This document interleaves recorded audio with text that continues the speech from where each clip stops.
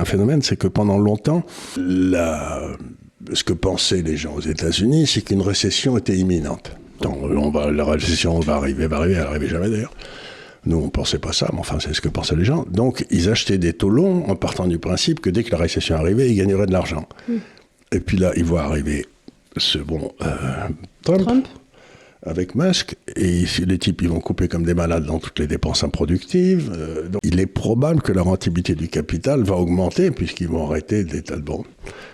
Et donc, si la rentabilité du capital augmente, comme une espèce de relation incestueuse entre la réalité du capital et le coût du capital, si la rentabilité du capital monte, le coût du capital va monter, et donc les taux longs vont monter, puisqu'il n'y aura pas de récession.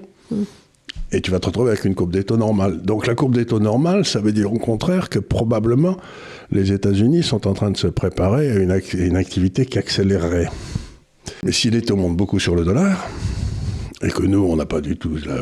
on continue à foutre des réglementations en Europe comme des malades et à en supprimer aucune, si vous pouvez avoir du 5 ou du 6 aux États-Unis et du 3 en France...